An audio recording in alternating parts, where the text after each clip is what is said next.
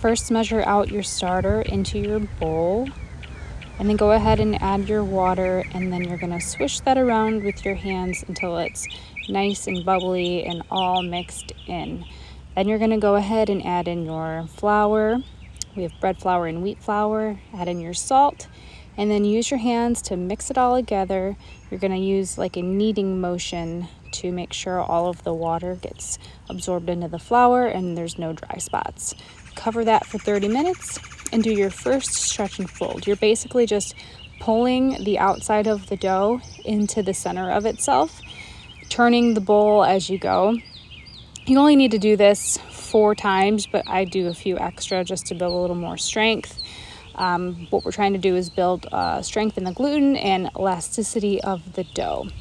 So you're going to cover that for 30 minutes, and then as you can see, the dough is getting stronger, but it still needs some more stretching and folding. So we're going to do another set of stretch and folds, and then we're going to go ahead and cover it again for 30 minutes. And you'll see when we test the strength of the dough the next time, it's going to stretch a lot more in our fingers before it starts to break, and that's basically what we're looking for.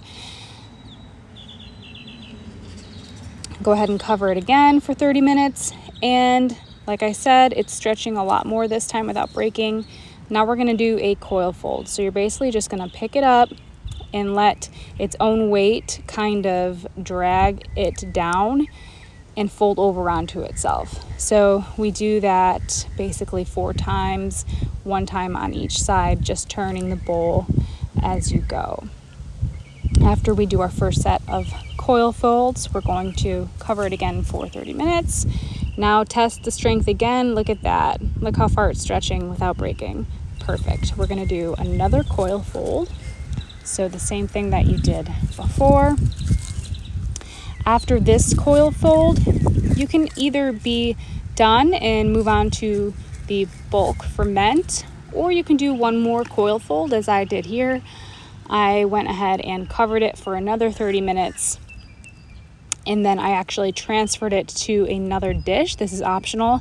It's just easier to check the progress in a dish like this than a bowl. So I did another coil fold right into this container here. And then I went ahead and covered it for probably 8 to 9 more hours. You can check out my notes in the description for a little more explanation of bulk fermenting. So once it's ready, you're going to go ahead and turn it out onto a floured surface. And then you're just going to shape it by folding one side halfway to the middle, the other side all the way over. Grab a basket or a bowl with flour, and then just kind of roll it up from the short end there. Flip it over so that the seam side is up, and then transfer that to your towel-lined bowl or basket. Then we're just going to seam up, or stitch up rather, the seam to give it a good shape and make sure there's no large bubbles or anything that could kind of mess up our crumb. Now we're going to put it in the fridge. I put in the fridge for usually at least 8 hours, but 2 hours would do, and up to 48 is fine. Turn it out onto some parchment paper. Score it with a sharp knife, a dough lame, a razor, from end to end. And then you're just going to place that into your preheated Dutch oven with the cover on, and there's more notes on baking technique in the notes in the description. But make sure you wait at least 60 to 90 minutes before you cut into this loaf to prevent any gumminess. And there you go. Beautiful.